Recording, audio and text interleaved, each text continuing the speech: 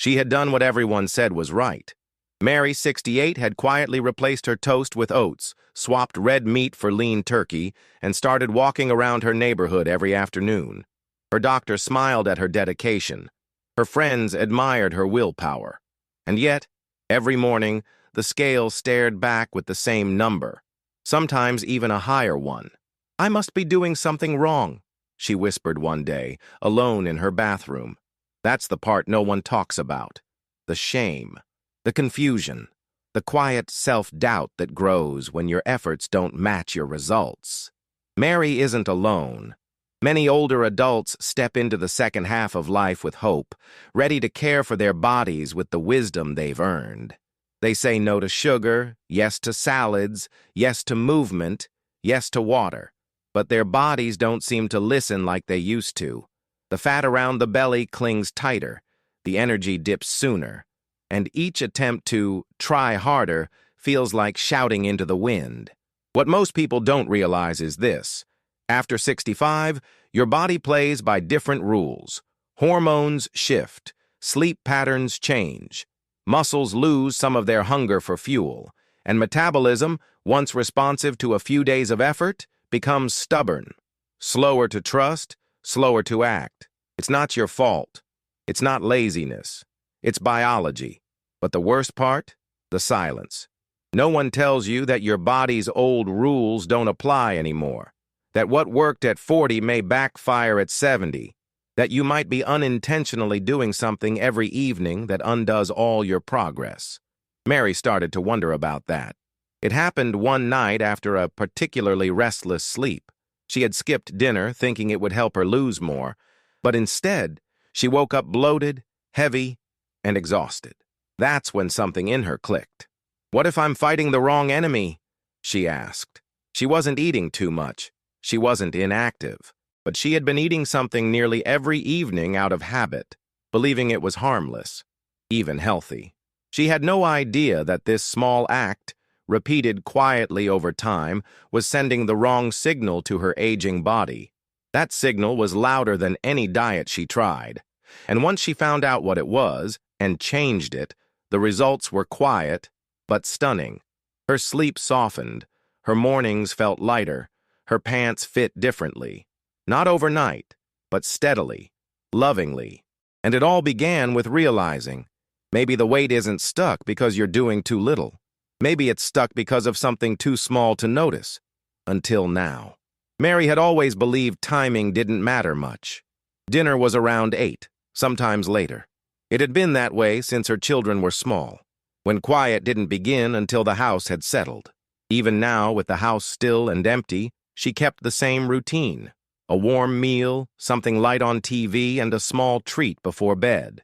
A way to wind down, to feel calm, to feel full, not just in her stomach, but in her day.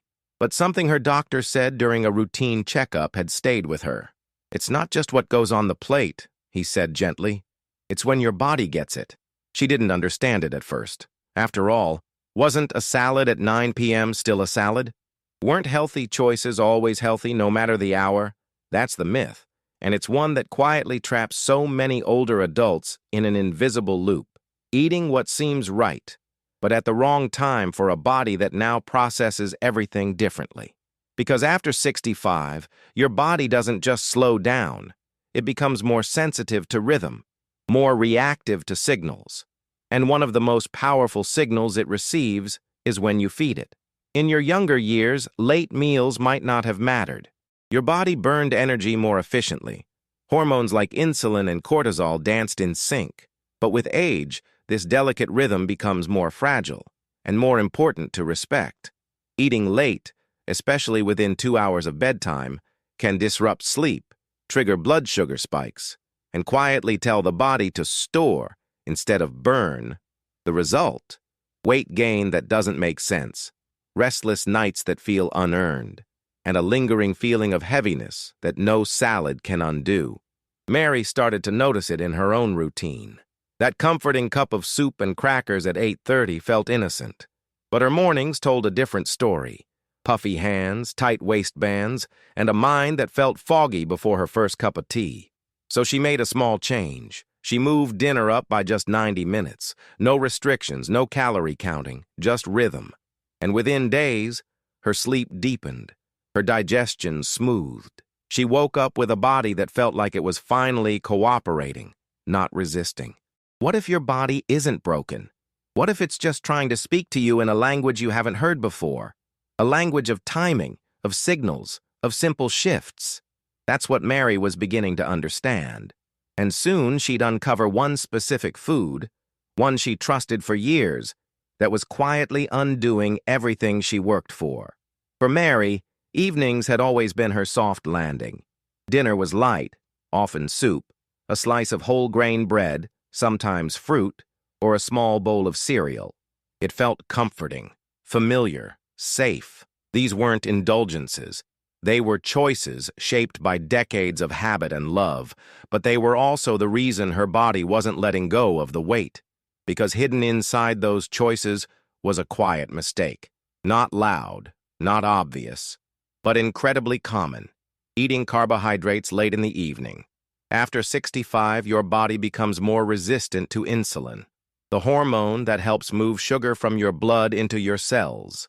That means when you eat carbs at night, especially after 8 p.m., your body struggles to process them efficiently. Instead of using them for energy, it stores them, usually right around your belly. And it doesn't take a mountain of sugar to do this. Even healthy choices, like oatmeal, fruit, toast, or low-fat cereal, can become obstacles when eaten too close to bedtime. They raise blood sugar at the very moment your body is preparing to rest. And instead of burning fat while you sleep, your system gets busy managing a sugar spike it wasn't expecting. Mary's evening bowl of cereal? Harmless, she thought.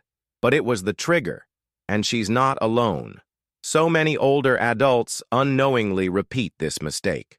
Not because they lack discipline, but because they've been told the wrong story. That small, healthy portions are always better than going to bed hungry. That carbs give warmth. That fruit is light, that skipping dinner is dangerous. But the real danger is this. When your metabolism changes with age, what once worked starts working against you, quietly, patiently, relentlessly. That's why Mary woke up bloated, why her pants felt tighter by morning, why sleep was shallow and energy low. Her body wasn't punishing her, it was protecting her the only way it knew how, by holding on. It wasn't until she cut the nighttime carbs, just that one shift, that everything began to realign. Not dramatically, but gently, like a fog lifting. Her mornings felt different. Her cravings softened. Her body started trusting again. This isn't about fear. It's about awareness. Sometimes the foods we reach for at night say more about our emotions than our hunger, comfort, habit, loneliness. And those feelings are real, but they don't need to be fed with sugar. Have you ever noticed how heavy or foggy you feel the morning after a late snack? A slice of bread, a banana, or a handful of crackers? Tell me in the comments, because your experience might help someone else who's still searching for answers in silence. Mary didn't expect much when she removed it. She didn't make a big announcement. She didn't go on a diet. All she did was stop adding one familiar ingredient to her dinner. Something she had trusted for decades, something that felt almost innocent. The piece of bread she had always paired with her soup. Whole wheat, multigrain, toasted or not. It was warm, comforting, and always there. She thought it grounded her, made the meal feel complete. But what it really did, quietly and without warning, was hold her body hostage. Because for someone over 65, especially with a metabolism that slowed and a digestive system more delicate than before, even a small portion of refined or starchy carbs in the evening can cause the body to swell, not just in weight, but in inflammation. And inflammation is sneaky. It doesn't always show up as pain. Sometimes it looks like water retention. Puffy fingers, a swollen belly, clothes that fit tighter at the end of the day than in the morning. And perhaps worst of all, a sense of discouragement that whispers, "Why bother?" But Mary didn't need a new plan. She needed one small correction. When she took away the bread, and replaced it with a few slices of avocado, a boiled egg, or roasted vegetables, something began to shift. Not just in her digestion, but in her reflection.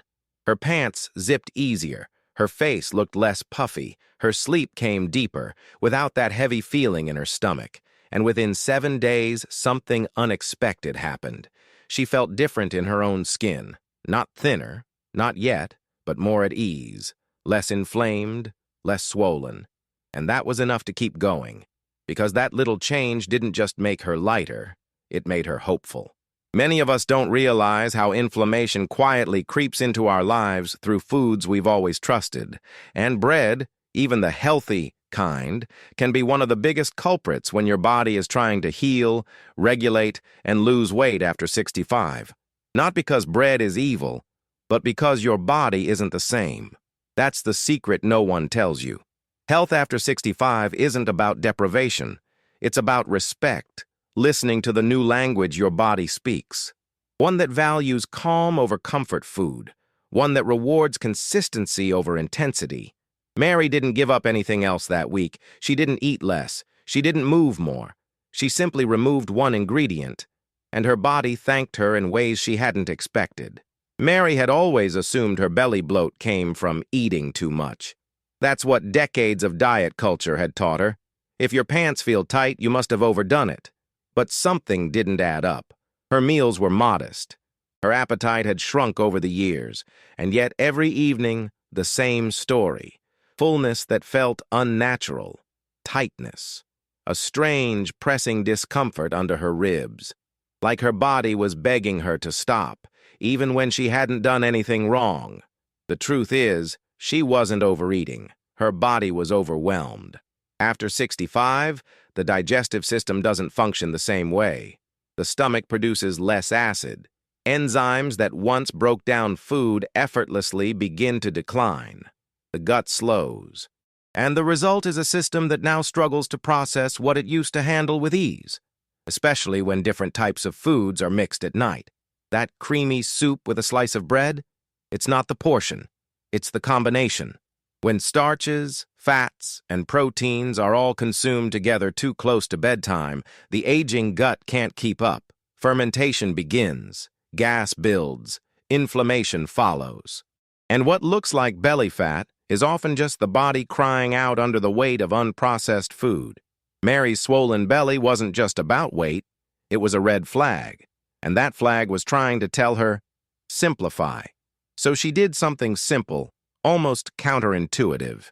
She began eating cleaner combinations at dinner, meals with fewer ingredients, fewer mixed food groups, a piece of baked fish with steamed spinach, a bowl of lentils with turmeric and olive oil, a baked sweet potato with nothing but cinnamon. She worried it wouldn't be satisfying, but to her surprise, it was. Because satisfaction doesn't only come from taste, it comes from peace. And there's a quiet peace in waking up without discomfort, in buttoning your pants without a sigh, in realizing that your body is not against you, it's just trying to catch up. When the body is overwhelmed, it holds on. It holds on to water, to waste, to fat, to tension. Not out of stubbornness, but out of protection. That heaviness you feel, it's not always fat. Sometimes it's the echo of meals your body couldn't finish dealing with overnight. And when Mary gave her system space, by simplifying her dinners and stopping the food earlier in the evening, the body began to release, not just weight, but tension, inflammation, that quiet sense of something being off. It wasn't magic. It was biology. Gentle, respectful biology. And her body, finally, started responding with gratitude. Mary always believed belly fat was about calories. Eat less, move more. Wasn't that the rule? So she trimmed her meals, walked her dog twice a day, even cut out her evening dessert. But the soft ring around her waist stayed, like a stubborn shadow. No matter what she did, it clung to her. That's when she learned something her doctor had never explained, something that changed everything. Belly fat after 65 isn't just about food. It's about hormones. Specifically, 2 hormones that quietly rule the nighttime hours: insulin and cortisol. When you eat late, especially starchy or sugary foods, Your insulin spikes just as your body is trying to wind down.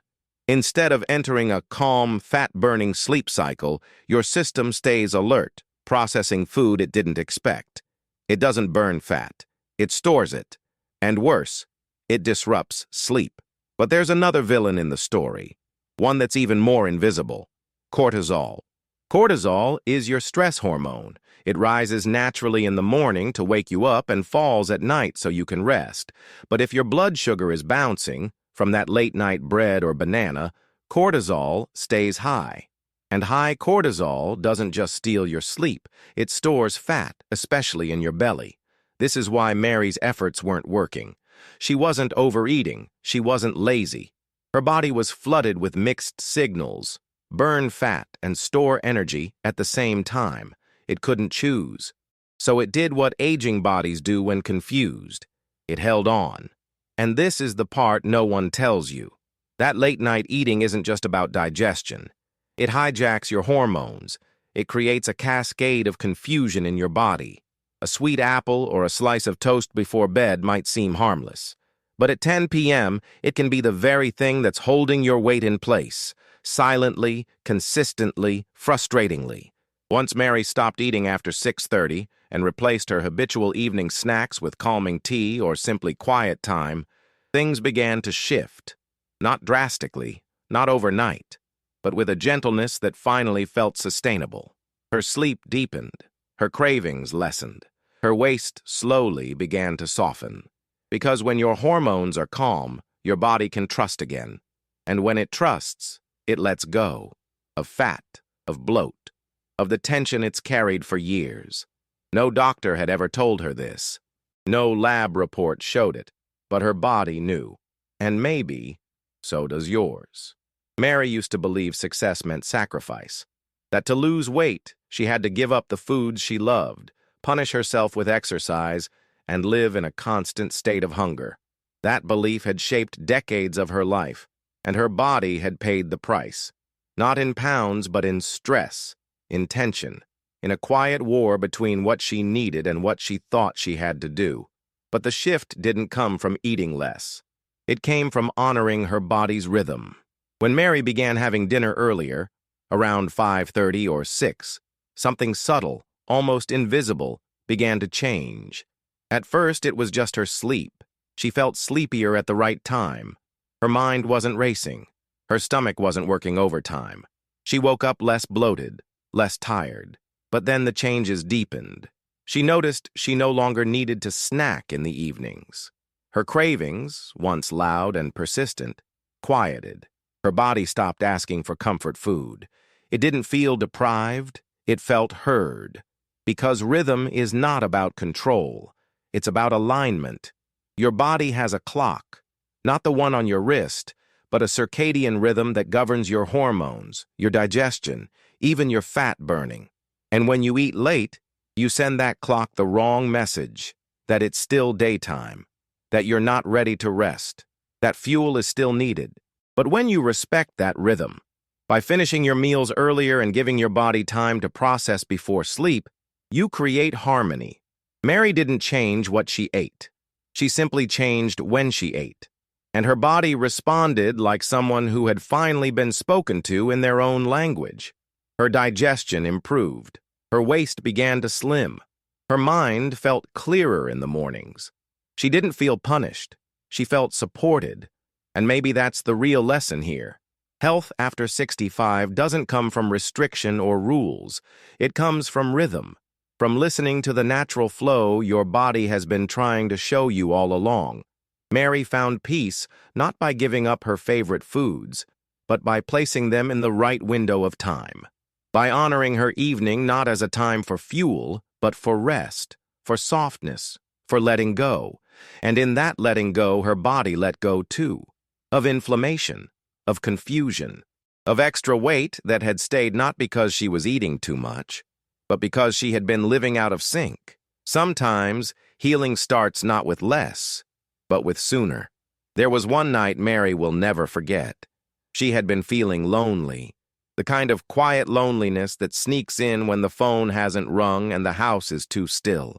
the kind that echoes in the spaces where children used to laugh and doors used to slam. So she did what many of us do.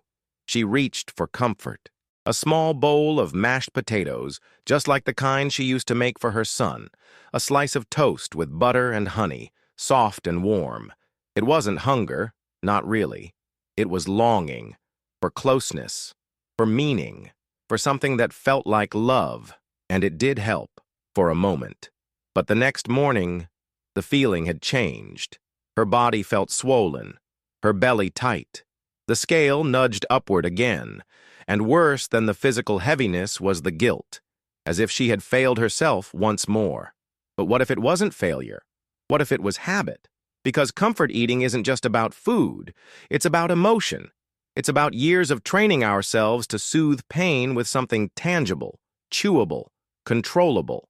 But after 65, this coping strategy starts to cost more than it gives. Your aging body doesn't process those starchy, sugary comfort foods the same way it once did. The slow digestion, the insulin spikes, the inflammation, all of it adds up. And what once brought relief now brings resistance to weight loss, to sleep, to clarity. And yet the real issue isn't the mashed potatoes. It's what they're standing in for. Comfort, presence, connection. Mary began to notice this pattern. On the nights she felt connected, after a walk with a friend, a phone call with her daughter, or even journaling before bed, the urge to eat simply disappeared. The craving wasn't for food, it was for grounding, for safety, for something that felt real. So she started asking herself a question each night. Am I hungry for food, or am I hungry for something else? And the answer surprised her. Many nights she was hungry for calm, for quiet, for forgiveness. She gave herself those things in new ways. Soft music, a warm bath, a hand on her heart. And slowly the comfort foods began to lose their power. Not because she forced them out, but because she no longer needed what they pretended to offer. Comfort food may soothe the moment, but it can quietly comfort the fat too, giving your body all the wrong messages about safety, storage, and stress. Mary didn't stop eating her favorite foods forever. She simply changed her relationship with them. They were no longer tools for silence or sadness. They became occasional pleasures, not daily crutches. And that shift was everything. When you stop asking food to heal what only presence can, your body and your heart begin to feel lighter. Mary hadn't realized how tired she was. Not just sleepy, but deeply, relentlessly drained. The kind of tired that no nap could fix. She chalked it up to aging, to slowing down, to life. But there was a moment, a small one, that made her question everything. It was a Tuesday morning. She woke up before the alarm. No bloating, no stiffness. Her thoughts were clear. Her body felt light. Not skinny, but easy. And for the first time in years, she didn't need to sit for 15 minutes before standing. She just stood and moved. What had changed? Just one thing. She hadn't eaten after 6 p.m. the night before. That's all. No pills, no miracle drink, no 10-step routine. Just one small, consistent shift in her evenings, and her energy returned, not in a burst, but in a bloom. Slowly, gently, steadily. Because when your body isn't busy fighting food during the hours it should be healing, it can finally do what it was designed to do. Repair, restore, rebalance. We often forget that digestion is work. For a younger body, that work is manageable, even invisible. But after 65, each late meal becomes a project, stealing precious hours of rest, of recovery, of regeneration. Mary's nights used to be filled with tossing, turning, and waking, with a mind that felt like fog. But after shifting her dinner earlier and removing those sneaky carbs, her sleep deepened. And with deeper sleep came something she hadn't felt in years, real energy. The kind of energy that lets you walk farther, stand taller, speak louder, say yes to the things you'd been silently avoiding. It wasn't dramatic, but it was transformational. That small change didn't just help her body release extra weight. It helped her body trust the rhythm of life again. It gave her back mornings she didn't dread, Afternoons that didn't require caffeine, evenings that ended in gratitude, not guilt. If you've been feeling tired, heavy, or stuck, ask yourself this: what small shift can I make that gives more than it takes? You don't need to do everything. You don't need to do it perfectly. But one gentle change, repeated with care, can ripple through your entire day. Have you ever made a small change that brought a big result? In your energy, your sleep, or your mood? I want to hear about it. Tell me in the comments. Your story might be the encouragement someone else needs tonight. Mary used to believe her only option was to shrink herself. Smaller portions, smaller meals, smaller bites. She had spent years trying to disappear, thinking that weight loss meant always wanting less, eating less, being less.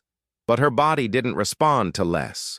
It responded to better, to smarter, to timing, calm, and consistency. Because for people over 65, the game changes. It's not about restriction anymore. It's about precision. Your body no longer burns like it did at 40. It conserves, it hesitates, it protects, and it reacts strongly to foods, to timing, to stress. Which means if you're still fighting your body like you did decades ago, you'll keep losing energy and gaining weight. Mary's transformation came when she stopped punishing her body and started partnering with it. No more calorie obsession, no more guilt over a slice of fruit, no more nightly stomach aches from healthy choices made at the wrong hour. She learned to ask better questions. Not, how little can I eat? But what makes my body feel safe, clean, and rested? Not, how can I lose weight quickly? But how can I live in a body that feels like mine again? And that's when the weight began to release. Not all at once, but enough to notice, enough to smile when she zipped up her old skirt, enough to laugh again when her grandson wrapped his arms around her without needing to be asked.